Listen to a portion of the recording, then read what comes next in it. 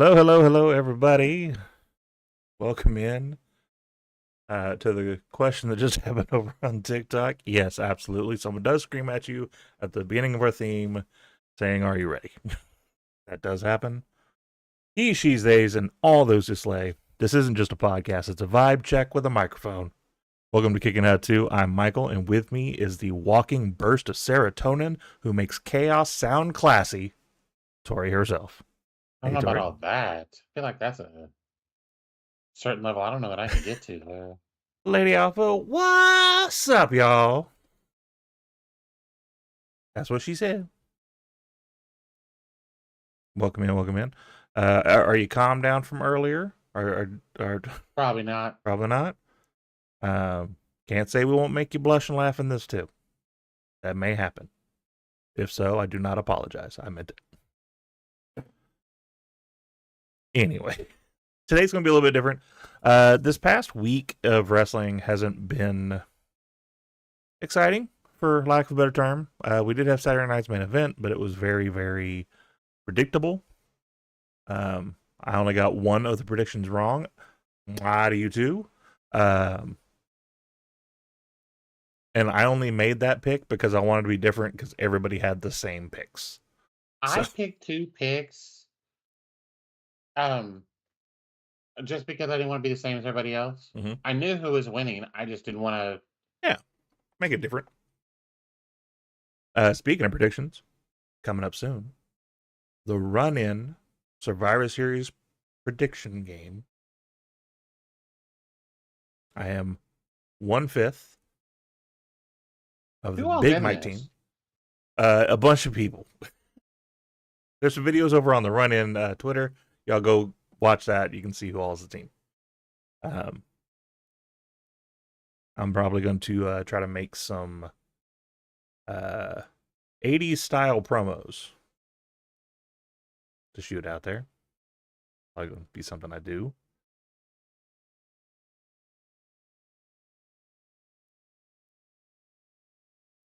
I don't know what you're saying yes to, Lady Alpha. I was trying to rack my brain to see what you're saying yes to. Anyway, Probably the thing that she's in. She's in it too, isn't she she? is in it too. Yeah, she is also 1/5. We are 40%. So is it two different teams? That's two different teams. Oh, okay. Yeah, I'm still learning some of the rules myself. All right, we're gonna go ahead and slip over straight to the news.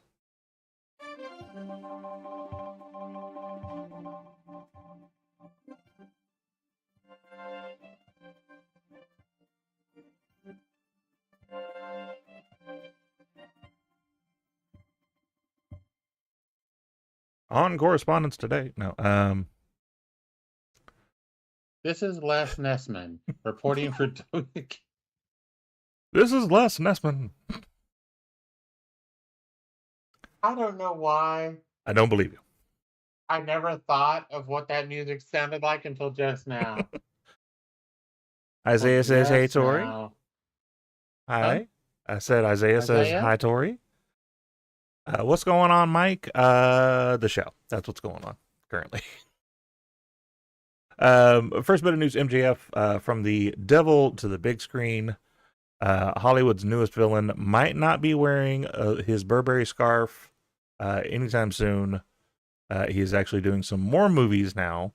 Oh. He's filming in Winnipeg. That's kept him out from All Out. Sources say he is going to have some filming that wraps up very soon, or at least relatively soon. But it seems to be that MJF's got the acting bug, which, like, more power to him. I mean, he's a young kid, good-looking kid. And he's good. Yeah, he's good. So, I mean, why not?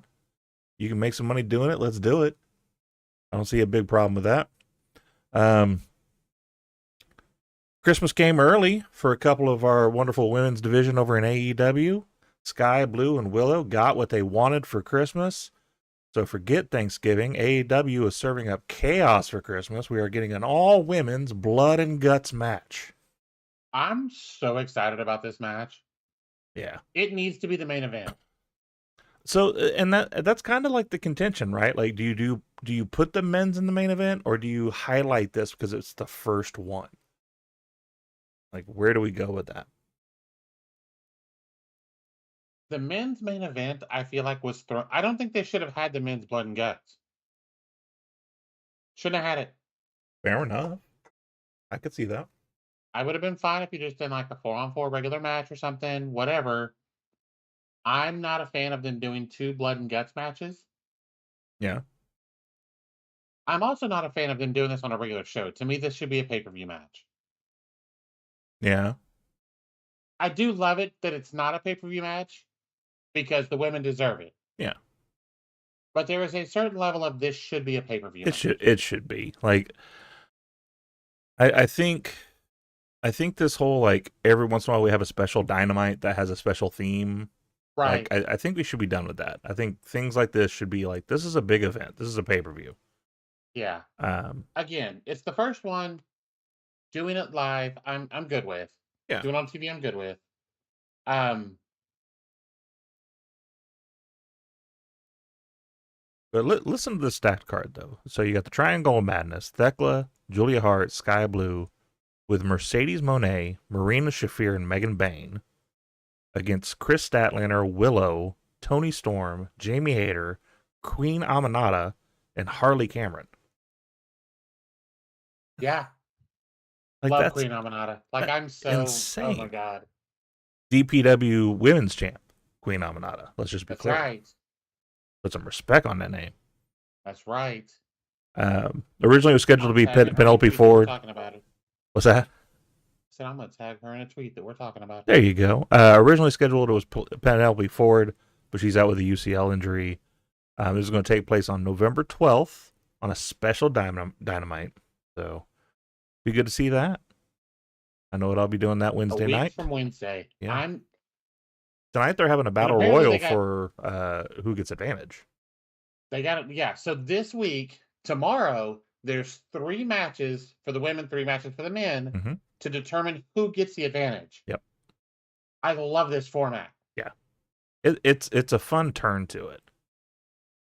So it'll be interesting to see how that goes. Rusev did an interview, him and CJ both, and a lot of things were I saw that. Were brought out. One of the funniest things that they talked about is apparently when they were talking about getting divorced.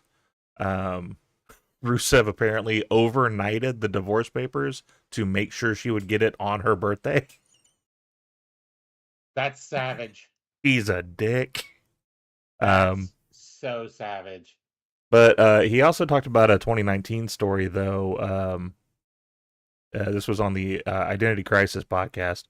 Rusev and Miro and CJ Perry, did a interview. Talked about in 2019, Vince told him, "Where's my 300-pound Bulgarian brute? That's the man that sells tickets." And this is when he was starting to slim down and become more lean. Rusev replied to him, "Turn me heel. I'm the best heel in the business if you'll do it." And of course, we saw that never really ended up happening.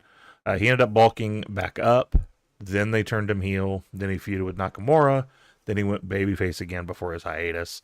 And then that's when he went off to AEW. Kind of floundered in AEW as well. Like he had a good run with the Redeemer stuff for a little bit. But then they just kind of didn't end up doing anything with him after that. Hey, it's Jillian. But yeah, I mean, the big thing there is like Vince wanted him to be a big dude. He wanted to have him be that big, nasty heel bastard, and didn't see any hope in him as a thinner guy. What'd you think? I think no one is missing Vince. I take that back. There's a few people that do, because never mind. We should probably check their hard drives. To say something like that is so ridiculous. Like, it's just stupid. Mm-hmm. It really is. I mean, he's still a big dude. Even when he's not 300 pounds, he's still like, he's a jacked dude. I don't see what the problem would have been with him just wanting to trim down a little bit. Private Party's future, WWE Eyes and the Hurt Syndicate mentorship, with kind of a back and forth of what's going on, of what might be happening. But the party might be private, but WWE is definitely RSVP'd at this point. They want to try to get them into the company. They haven't wrestled in AEW since January. They've done minimal indie work during this time out. WWE's interest remains active. Fightful says, though, Hurt Syndicate, the MVP-led group, has been mentoring them. Both are still under contract with AEW currently, but the expiration times are unclear. Notable. Well, go ahead. I was going to say Quinn was out for quite a bit for injury. So are we going to have a Penta Ray issue where Isaiah's done and Quinn isn't? Possibly. The other thing that they do note in the Fightful story, though, is that there is a very notable physical transformation, reportedly, which was encouraged by MVP himself, telling them to bulk up. Right. So, I mean, they've gotten in pretty decent shape. We talked about this Saturday when we were playing Fortnite for like 4 hours. Yeah. One of those. Sunday. We didn't realize it, y'all. We played Fortnite for like 4 hours. Sunday. It was fantastic. That's because it's The Simpsons. And we got to kill people with donuts. If you brought Private Party into the Hurt Syndicate, if they have bulked up that much, because we've said you send Bobby after the world title, bring Seti in and put him with Shelton for the tag titles. Mm-hmm. No. You bring them in. Shelton after that unified title. You send the Private Party after the tag titles. Yeah. And if they've bulked up like they're talking, I'm here for this. My concern is if they bulked up, though, are we going to get even more Private Party, Ford and Dawkins comparisons? Because they were already kind of like, they're already kind of similar in how they fight, and now we're going to bulk them up, and I don't know. Stampede says Rusev needs another Bobby Lashley angle to hold on to. That's absolutely true. He needs something. He does need something, but well, no, the Bobby thing he had, not the WWE one. Let's be clear, not the he's sitting in the cut chair, not that one. We're talking about the one he did in AEW, where he was the Redeemer. I mean, those were barn burner fights, so I think something like that would be good. Just who do you do that with at this point?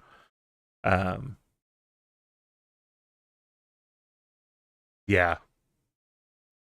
But again, if you already have, even if the Profits aren't a team, you're going to get that comparison. Yeah. Because you can't tell me they don't look a lot alike.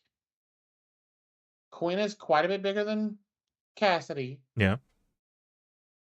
Dawkins is bigger than Montez. Mm-hmm. Montez is more athletic. Like, the comparisons are there. You're not going to beat them. Right. So, I mean, it just have to see what we do with that. The next thing is, so first of all, newly crowned AAA Mixed Tag Champion, Chelsea Green, I got to make sure to put that in there, locks down another WWE deal. Chelsea's got job security like Roman's got title reigns at this point. Originally signed late in 2022. Her deal was expiring in 2025. She signed a new 5-year extension, January 2025 this year. It runs out to 2030. So she's going to be there. 5-year deal? 5-year deal. Okay. Has a balanced main roster and NXT work, and now has added the AAA Mixed Tag Champions to it. So, I mean, they're using her. I don't see why not. And she says it's like she's the happiest she's ever been. We talked about this Sunday.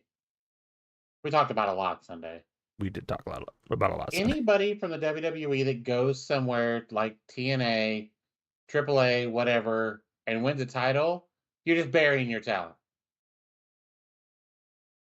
Yeah. And this was the first time Ethan and Chelsea tagged together and they win the titles? I think it's the second time. I think they did a mixed tag in whatever, NXT you understand my point. I do understand your point, though. Like, yeah, and that's the thing we talked about is, like,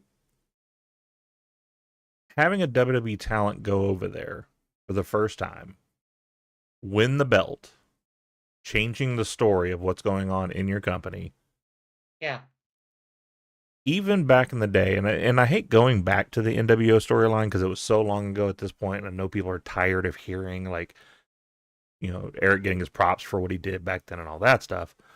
But NWO didn't come in and immediately start winning titles. They They worked just came in up and beat to people that. up. Yeah. And so do that too there. Like have them come in there and run roughshod over the group, but don't get tag belts right off the bat. Like I that's a kind bit of much. get I kind of get putting the title on Dom. He is so over, especially in Mexico right now. Well, and they were in a tough spot with that, right? So I mean, we had a Right. situation where you had one guy get it that we're trying to get out of the company because because WWE, who now owns AAA, doesn't want anything to do with that dude. Right. They give it to this other guy who then gets the Roman treatment because everybody's like, "You're shoving this dude down our throat. We don't want him as the champion. He's good, but he's not our guy." Yep. And then you bring in Grande Americano and you bring in Dom, and the crowds go insane for them. Yeah. Like it makes sense then. I don't disagree, Isaiah. NWO will never die as long as he's alive. They're not going to die anytime soon anyway. Like, Hey, I'm all about the too sweet. I think Kev needs to stop getting on a mic. But aside from that, oh because shit. he's got some bad takes now. Santino popped up on NXT. Mm-hmm. We're getting a TNA Knockouts Championship match at Gold Rush, defending against Jordan Grace and Li Ying Lee. Oh, nice. Very nice. I'm good with that. So I mean, first of all, what do you think about her signing until 2030? Like, I'm here for it. that's She's an happy. insane stretch. She's happy. I'm here for it. Yeah. I do kind of hope, like, by no means is it like, well, she's got to be there, so her man's got to be there or anything. But I hope that gives hope that we might see Cardona sign a deal at some point because he wants to come back. I want him to come back, but I also want him to be able to be himself. Mm-hmm. And I don't know that they would allow that. I think they would. I hope so.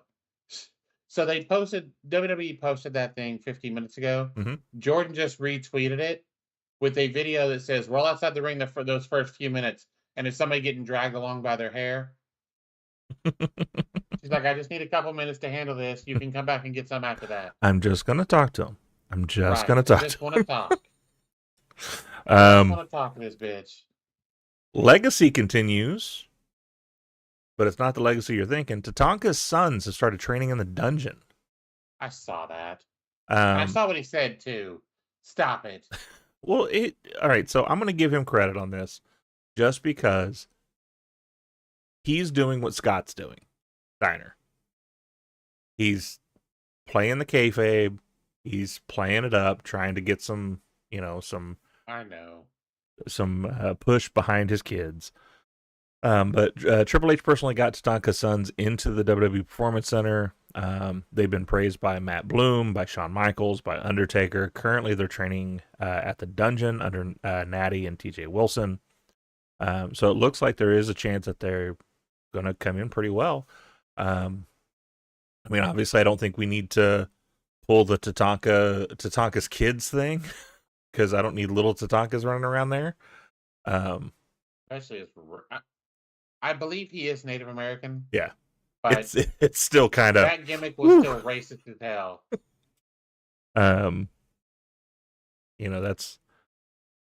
That's levels of wow, that was weird. But it is still good. Like it's good to see some second generation wrestlers coming in. It is. There's also obviously we've got Rock's daughter going in there's killing it. Orton's son has rumored that he's thinking about starting training. We got Eddie Guerrero's other daughter, Shawl, tried to go through it and didn't reach the heights that she necessarily wanted to. But her little sister has now started training as well down there with Booker over in Reality Wrestling. So like we got some good talent coming up. Speaking of Sherilyn is the name of Eddie's daughter. So she joins Booker T's Reality of Wrestling. We can give Booker all the shit we want.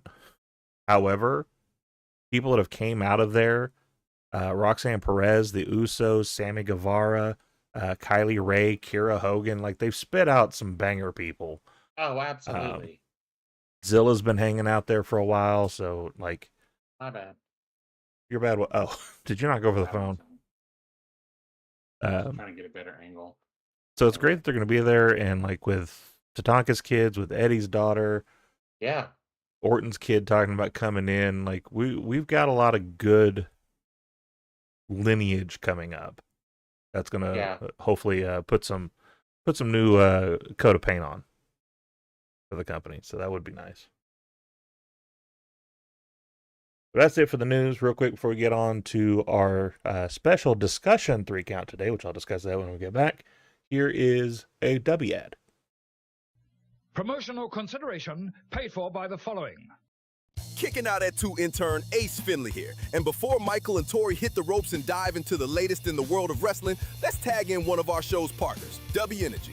If you're looking to fuel your grind, whether it's late night booking sessions, streaming, or just surviving Monday, W Energy's got your back. No crash, no jitters, just clean focus. Use code KICKINOUT, all one word, at checkout to get 10% off your order. Now let's get back to the show. All right, we're going to have a special 3 count today. As I said, wrestling hasn't been actually exciting this week.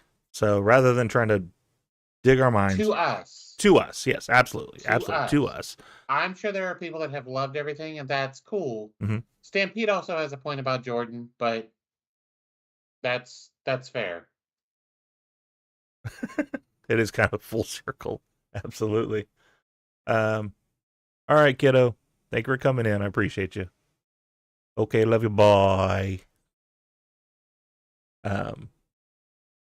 So since we couldn't think of anything really that we wanted as our 3 counts, I decided to do something kind of fun. We're going to do a discussion 3 count. So I'm going to give 6 topics, and we're just going to talk. Like, it's not anything scripted. I haven't told Tori what the topics are that we're going to talk about. You guys in the chat absolutely join in. Be part of the conversation. So the first one, the state of storylines. What I want to do is I want to talk about which current WWE or AEW storyline are actually delivering good long-term storytelling, and which ones are just spinning in their wheels. When you think about like a story that's going really great right now, what's your opinion? Which one are you thinking?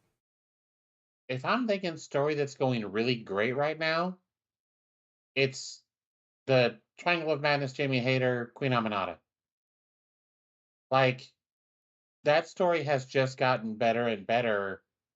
The women's division and the way that those stories have all tied together has just gotten, 100% Isaiah, 100%.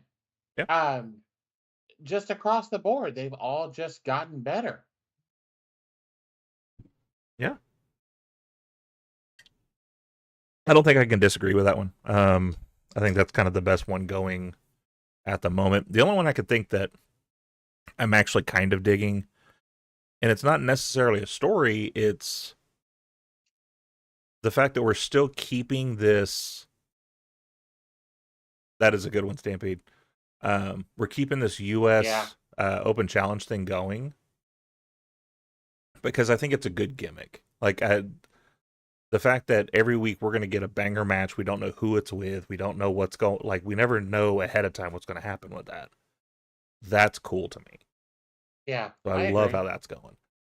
I agree. What about the opposite? I heard the match Friday was just absolutely off the chain. Oh yeah, it was insane. Let's go the opposite with it. What's something that you think, like, all right, we need to kill this story now? Anything involving Jey Uso.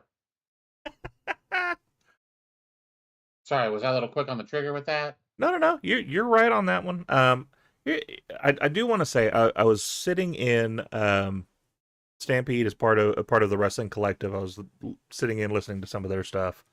I think it was yesterday, and they brought up Jey Uso. And the main thing I want to say about Jey, though, like, they're getting a lot of flack, WWE is, about the fact that they're pushing Jey. But why do you push a superstar? because they're making all the money, they're selling all the merch. The fans seem to want them in that spot. And that's why they're pushing him. Because despite the fact that we don't like it, and it's obvious that he's not ready for it. I am a big fan of Jay. I don't dislike Jay. No, not at all. Watching him sandbag Punk was hella unprofessional. And he did it a couple times, and he caught a receipt for it in the match. Yeah. He looks out of shape. He looks like he doesn't care. Like, why should I be interested in this? Yeah, no, I don't disagree. I tried to find, like you mentioned that there was a couple reports of him saying that he was sandbagging him. I couldn't find anything substantial on that, but It was just people. So let me clarify. It was not specific reports. right. It was just people saying,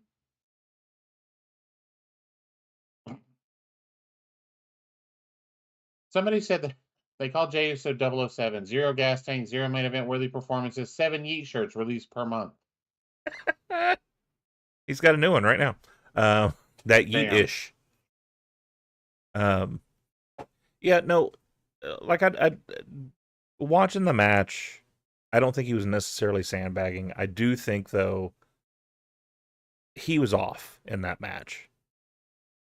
He was not ready for it. He was not in shape for it. I don't know what the deal was, but he did not do well in that match. And so whatever the issue was, I hope he gets his head out of his ass soon, or they stick the Usos back together, because that's what seems to be the working model. I don't know. If Jay fucks this up, I don't know that you can fix it. Even putting him back with Jimmy, I don't know that you can fix this. Oh, I think putting the Usos together is like when he was alive, Bray winning the title. You can fuck that up all day long, but then Bray gets back in the title picture, wins the belt, and everybody's like, yeah, Bray won the title. They can always go back to it. I think that's one of those things that you put those two back together and have them go in there and do the verbal back and forth with someone and the Uso penitentiary and all that stuff, and people get right back behind it. We can always go back to that if we need to. But yeah, no, I agree. I think Jey Uso is a good one to say we need to cut bait on that. I think we need to cut bait on the MFTs. The whole bloodline thing in general, like, I think we're done. I think we went into overtime now. We're in extra innings. It's been like 17 innings at this point. I'm ready to go home. My legs are asleep. Like, let's go home. I've choked on like 3 hot dogs since I've been here. So come on, let's get out of here. You got some 3-year-old that put JC Mateo's face paint on, and they can't pick a design because every week he's got a different design on.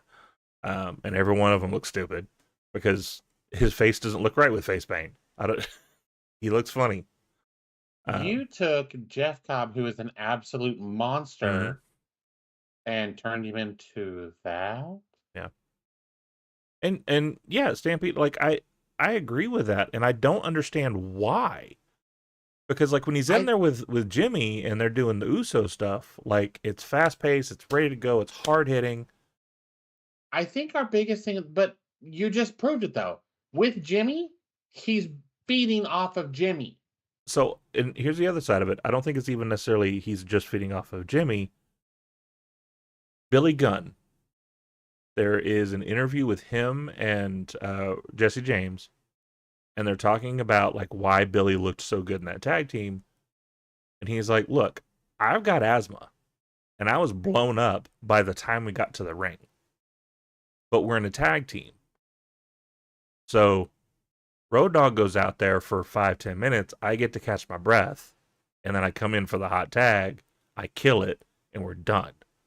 Yep. And so it's the same thing. Like, you get little 10-15 minute breaks to stop and catch your breath for a minute while they go on. So I think that's part of it too. Is he's not blowing himself up on a yeeting session all the way down from the top of the rafters.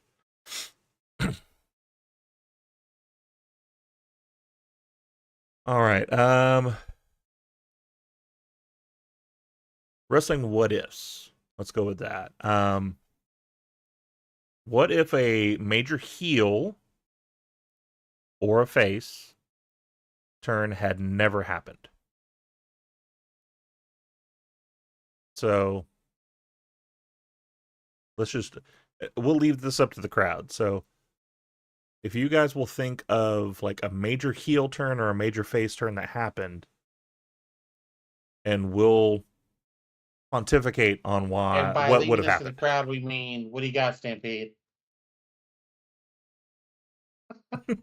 So they ended NXT with a mixed tag coming after Chelsea and Ethan Page, and it's Thea Hale and Joe Hendry. It's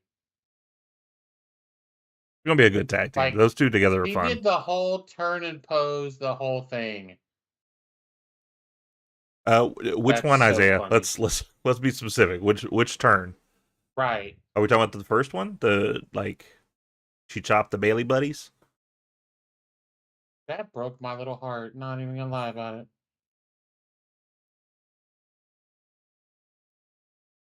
I'll wait for him to respond on that before we move on with it. While we're waiting on that, just a question for you out of nowhere. What game would you instantly buy right now if they remastered it?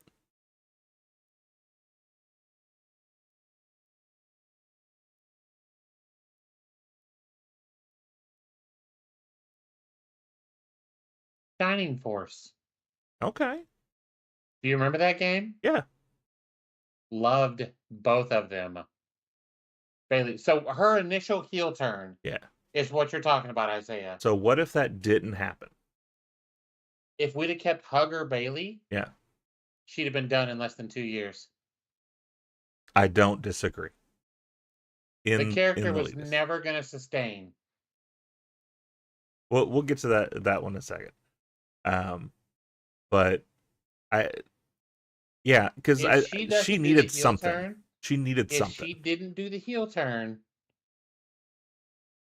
there's no chance. There's no chance Bailey's still around. No, and I'm gonna give some examples, and this is no disrespect to these people, but this shows the difference. Hugger Bailey in NXT, great character. The crowd loved it. The crowd was into it. They Absolutely. loved it. Hugger Bailey on the main roster never clicked. Mm-mm. It's like the Vaudevillains. It's like Leah Bates in AEW as the librarian. These are fun characters for small little niche crowds, but you try to put them on a grand stage, and the crowd just doesn't get it. So yeah, I agree with you. She would have been done easily within a couple of years. If Hogan's NWO heel turn doesn't happen, the WCW dies earlier than it does, and the Attitude Era likely doesn't happen, so likely no Stone Cold. That's absolutely true. No Stone Cold, no Rock, no DX. Triple H isn't anywhere near where he is.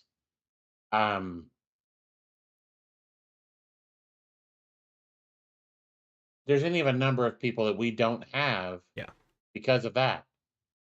Well, and that specific situation changed the course of what WWF was doing at the time. Yep. They had to. Yeah, because at the time it was still like it was the plumbers and it was the garbage men, and like they were doing all these gimmicks, and they had to do something, and so they stole the page straight out of Eric Bischoff's book, because the reason Eric was doing the realistic stuff was to be different than WWF at the time. And so they went and said, okay, well, you're getting edgy, and that's getting you more people. So yeah, all right, we'll start being edgy too. And then so we get the Attitude Era and all that. So yeah, if NWO doesn't happen, that never happens. Yeah. Like I said, there's the number of people we wouldn't have is crazy. Mm-hmm. If you look at those shows and what we got out of the Attitude Era to now, I don't know that we have AEW. I mean that's a domino that like could be. That's a stepping on a butterfly's wings or whatever. Like that's Well, but part of the reason they did what they did, part of the reason AEW was started was Cody leaving. right. Do we even get a Cody? That's a good point. Like, there's a huge ripple effect from that.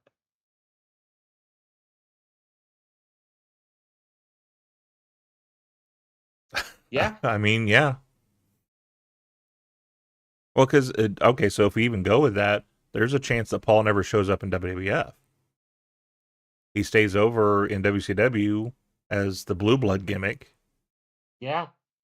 with Bobby Eaton at the time Yep. and Regal. He may not even come over. Yeah. So that's a crazy thought. There's a lot of things that we wouldn't have gotten had Hogan not turned. Yep. All right, number 3. Since we do our Thursday gaming streams, Okay. I want to try to keep this in wrestling, but I don't like. Honestly, we've never talked about like how far back wrestling games you played. Pro wrestling on the original Nintendo. Okay, then we I cannot remember the character's name. Hang on. I mean, there's the one that looked like Blanca. There was was Hagar. There was Starman.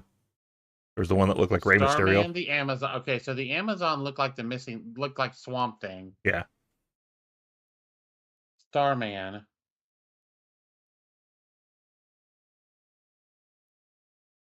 Giant Panther. That was the dude I always used.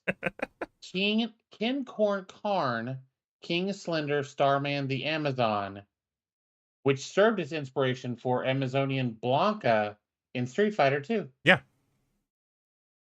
Also, yep. Oh yeah. And Fighter For sure. Hayabusa. So yes, I have played them all. Okay. So, what has been the most accurate and the most ridiculous wrestling games you ever played?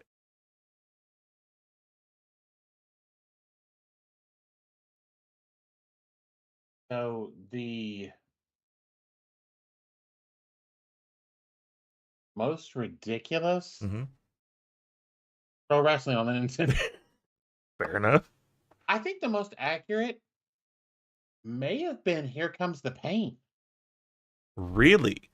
See, because here's my counterpoint. I think that's the most ridiculous one. Really? Because you're throwing people off the fist.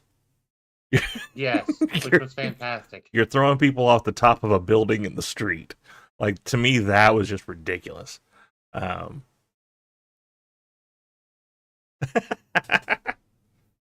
No Mercy was solid. See, I enjoyed all of them, Yeah. even when they were ridiculous. Yeah, no. And saying they're ridiculous is not...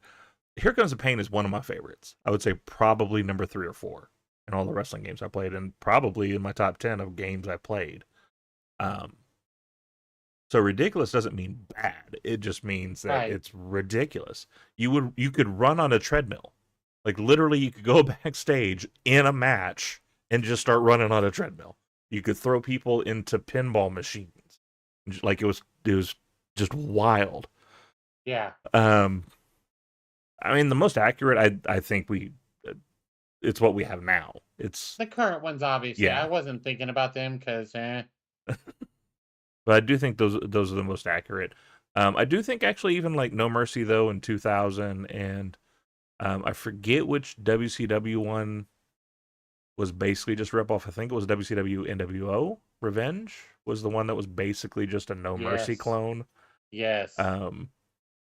Which was smart because the one they had before that was trash. Most of the WCW games were trash. I will say though, as far as accurate looking, and not a lot of people have played this game and probably even know it was there.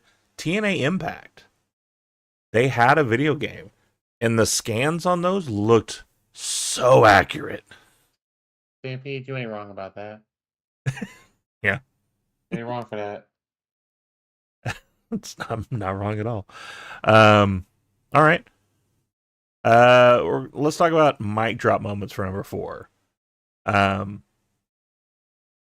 First of all, who or what is the best promo of all time to you? Best promo person or what promo? What promo? Pipe bomb. Okay.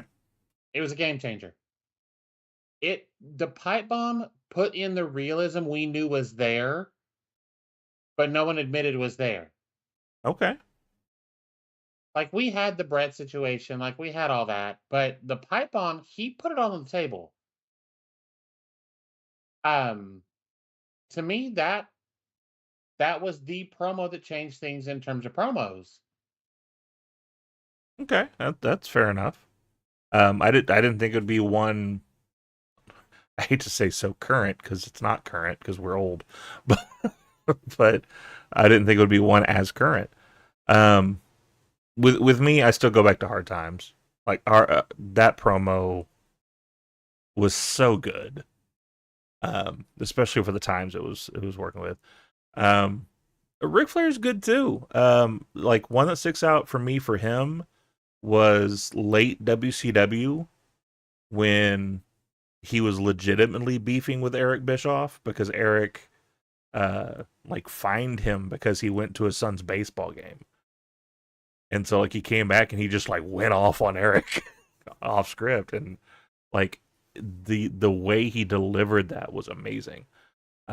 Or I remember the promo of he was in WWE and he was having that Crisis of Confidence storyline where which we find out later in interviews with Triple H that like it wasn't just a gimmick, it was real. Like Ric Flair had forgotten who Ric Flair was. And so that was a banger. Big Mike, absolutely. And I love the story behind that one too. Of like he wasn't planning on doing any of that. He just did it. And the way Brian reacted to it and all that was just so organic. But yeah, the Ric Flair promo of him not being able to find who he is, I think was a great promo. Because he was past his prime at that point.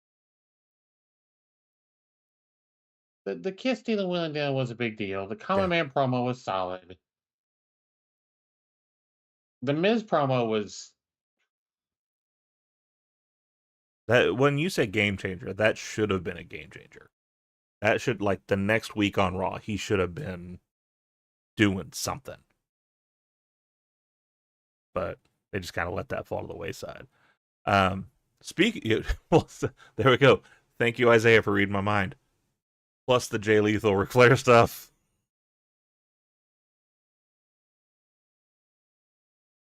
He does such a good Ric Flair. so good. And his macho is amazing.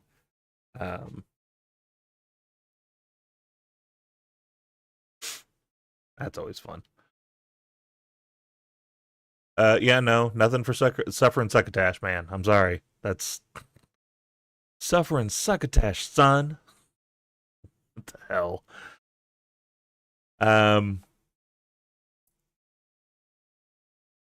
All right, let's do number 5. I called the hot hand. Give me one wrestler or team that is absolutely on fire right now and break down why their momentum works. Rodito. Okay. Why does that work so well? Those two. Brody actually was talking about it in an interview. Yeah, as much as I'm not a Ric Flair fan. His 100%. Oh, yeah. His influence is still felt. You're not wrong. Herb's in the chat. Brodito is the team we never thought we needed, Mhm. and we all love. Yeah. You and I have always been big big Brody King fans. Yeah. Um, to be fair, did not know a ton about Bandito. I know who he was. I'd seen a few of his matches. They put these two together, and the way these two have cooked is crazy. And Brody said, other than Bandito's ridiculous strength, which Bandito is ridiculously strong. Yeah. They're not trying to do what the other one is. Yeah. Like, yes, Brody dives to the outside. He did that before. Which I wish he stopped. Bandito- He's doing the big E thing to me of like, I need you to stop doing that because one of these days you'll Yeah. hurt yourself. So I didn't think I would be that big of a fan of them. Mhm. I am a huge fan of Brodito. Your secret's Nobody's safe with gonna us, tell Mike. him. Nobody's gonna watching tell this him. show anyway. I'm gonna tweet it at him right now. Screenshot. Right. I like I said, I didn't think they would be that interesting to me. I got so excited when they came out at World's End or Wrestle Dream. Hold on real quick. Welcome in, Melissa. Thank you for being here. Get it. Get the smirk off your face. Go ahead. Let's keep going. Okay. Holla. Sorry.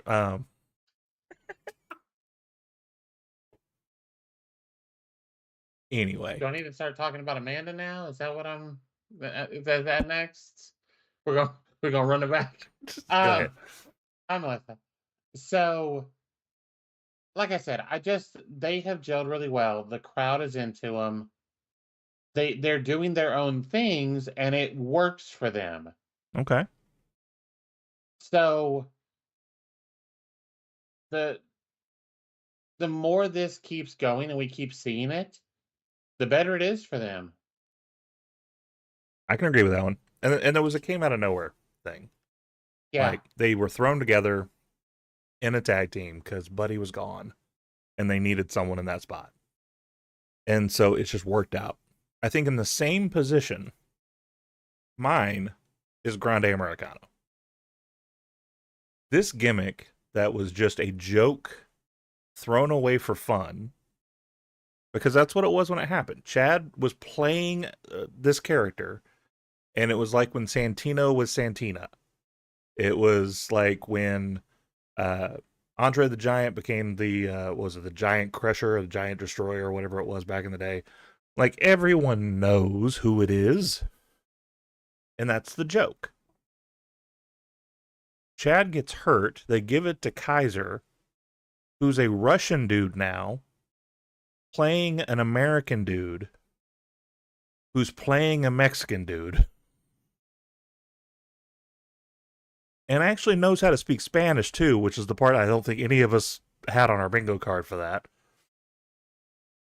and has now made it a thing. That is his character now. Like, Yeah. it's not a joke anymore. It's just that is him.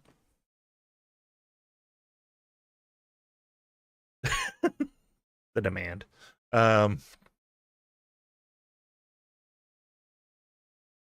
Okay, to catch to the way they're slow burning the story with Okada. Yeah. And they need to slow burn that. First of all, because I need to see Okada back as Okada before that happens. I need him to stop being I pushed the wrong button and bitch every 5 seconds before we get that match. I need him to prove he's the Rainmaker. Now, but as far as Reha and Bravo being with him, I don't know where that's where that's happening. I'm hoping it's the same thing. I'm hoping because Butch has never really connected with the crowd since he got to main roster, and so I'm hoping maybe that'll work for him too. He'll take on this character and he'll become a whole new thing, And maybe that's how he gets across. Maybe that's how he gets connection. But I think that particular out of nowhere spotlight has worked wonders for him. All right, last one, number 6, then versus now. I'm going to say tag team wrestling. 80s versus now. What are we doing? Comparing it? What's There's better? no comparison. There's no comparison. 80s tag team wrestling.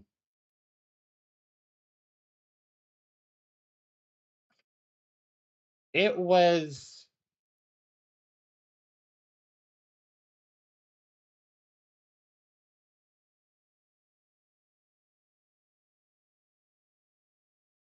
boring Mm-hmm. overall. It was where you put your technical guys that had no charisma. That's why Bret Hart was there. Sorry, Stampede. I'm not a Bret Hart fan. I never have been. Neither one of us are. And if you want to know why, if you go back in the annals of our YouTube channel, there is a video that's done very well over the years of us saying that Bret Hart is not a great sports entertainer.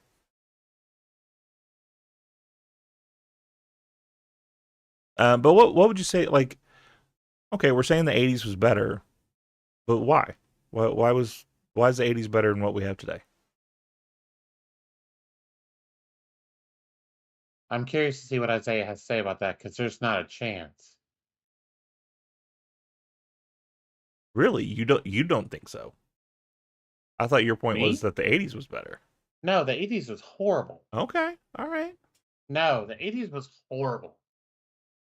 Today you get that mix of everything. You get the FTRs who generally don't fly, and you get the Bucks who fly around everywhere, and you get Brodito who is luchador and big guy.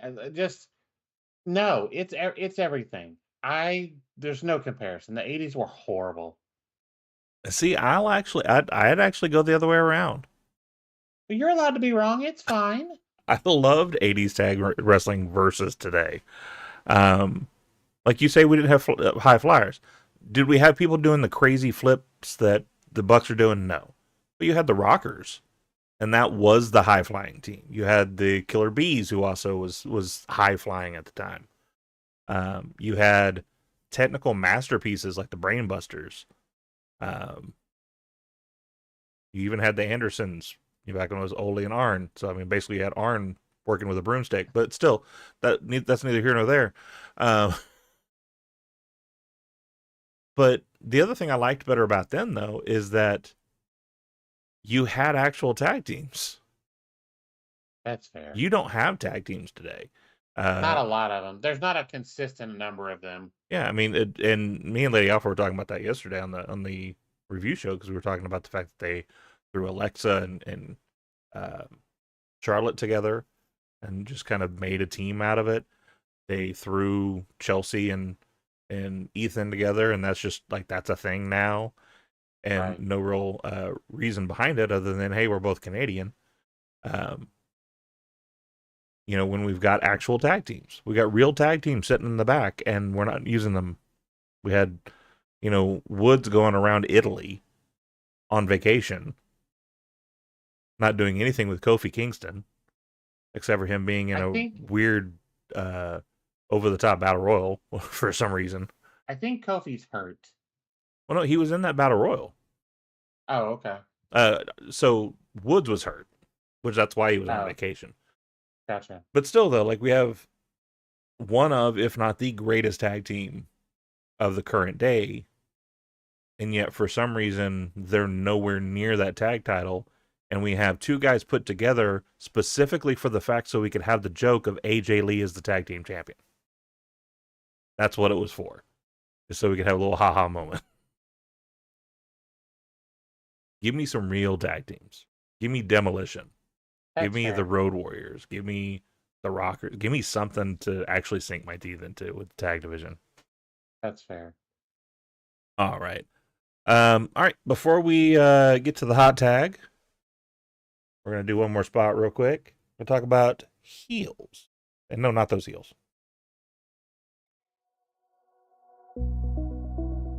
Hey, wrestling fans!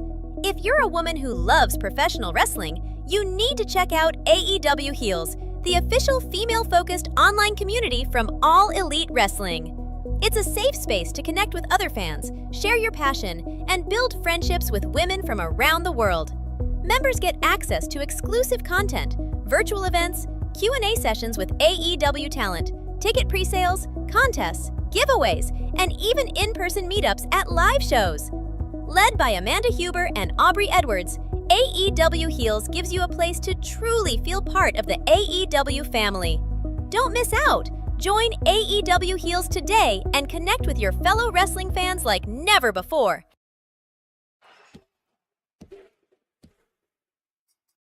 That ends our 3 count. This week's hot tag shines the spotlight on our first Gimmick Table Media family member, one of our oldest friends here on the platform, Jess herself, Jess Skywalker.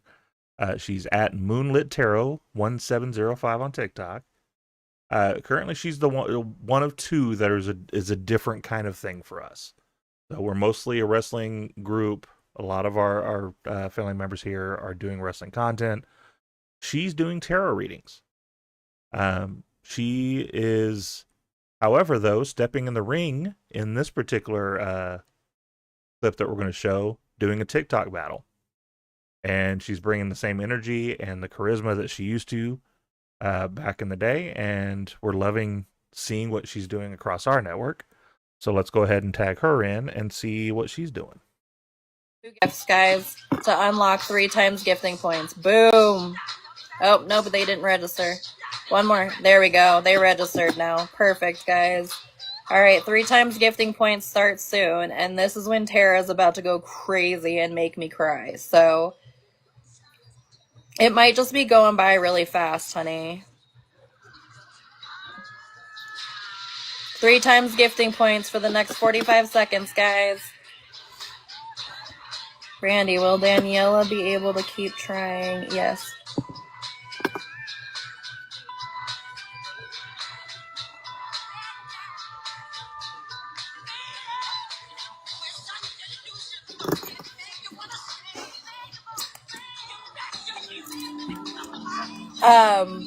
We got What was that?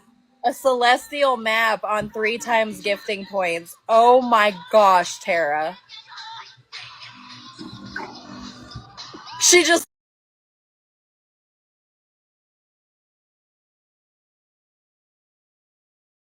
So, wonderful member of the group. The first one that moved over with us when we started the whole thing. Love having her on the channel. Love having her here. We're still trying to pull her back into the wrestling world at least a little bit to be on some of our shows, but she's killing it over there on TikTok. Just killing it. She definitely is. She's definitely doing great. All right. Super happy for her. Love Jess. She's fantastic. So we're actually already in time for the last pop. Absolutely. A lot of strong force to that little one. I'm not doing the curse motion though. Not having. November is Men's Mental Health Month. It's a reminder that strength isn't about staying silent. It's about speaking up. Too many men feel like they have got it too tough and they have to tough it out alone. But there's real courage in reaching out, talking, and getting help when you need it. So make sure to check in on your friends, your coworkers, your family. Sometimes a simple, "Hey, are you good?" can make all the difference in the world. So let's break that old world stigma of men don't talk and men don't have feelings and men suck it up and move on. Start the conversation and remind every man out there that it's okay to not be okay. I'm a big fan of how's your mental health. Like, it's something I ask a lot of people. It absolutely is. A little bit into my life, I always feel like sharing a little bit on here is not a bad thing. I have been massively depressed for about 2 years, and here in the last few weeks, I've gotten a lot of me back. But even though I'm starting to feel myself come back, I'm signing up to be in therapy. I'm making sure I get out more with people that I love and people I care about. Hint, hint, nudge, nudge, people on the show. Spending some time with them. And trying to just get back to normal. It's okay to reach out and ask for help. It's okay to talk about these things. I was very much in one of those households where my dad was the suck it up, you're a man type of house. And because of that, I had a very rough go of it, trying to actually become a man. So, don't do that. If you're my age, if you're around my age, if you're around our age, don't do that. Don't do that to yourself. Don't do that to your kids. Having the conversation's not a bad thing. It's always good for us to actually talk. And if you ever want to talk, you can catch us on TikTok, YouTube, Twitch, Blue Sky. You can sign up for the Kicking Out 2 Discord to drop your thoughts, share your faves, and keep this conversation going. Make sure to catch all of us at Gimmick Table Media right here at this QR code.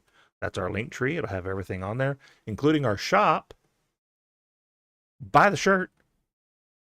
Or the latest thing I posted, buy the teddy bear.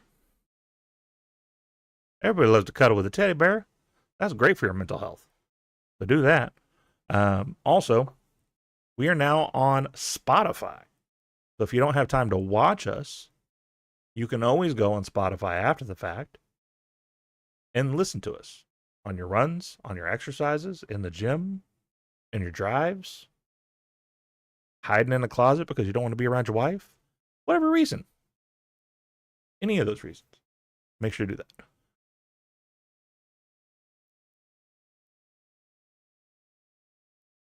Absolutely. That is well said, Stampede. Last little bit I'll say about mental health, just because I deal with this myself. I have someone very close to me that deals with this. Always remember you're not a burden. It's easy to feel that way. You get in yourself and you wall yourself off around from everybody because you're afraid that you're giving people too much to worry about. You can't carry it yourself. Let some other people help you. You're never a burden. And if anybody out there is hearing this, and even if you don't know who we are, send me a DM. My DMs are open. I'll be glad to have a conversation with you. So much so that we were actually talking in our group chat today. Hopefully here in the next few months we'll get it started. We're going to start having a mental health podcast. And it's going to be a rotating group of people, not just people in our group, but other people as well, to talk about what mental health means to them. And hopefully pass on some help to people that don't have the conversation currently. So, with that being said, though, in the meantime, and in between times, we will catch you on the next one. Bye, everybody. Here's the cover. Can he do it? Kick out at 2. We stand together with pride worldwide. This is for the dreamers, rebels and crew, for the fans in the back and the diehards too. Break the chains, let the passion ring. We're calling out hate in the squared off ring. Kicking out.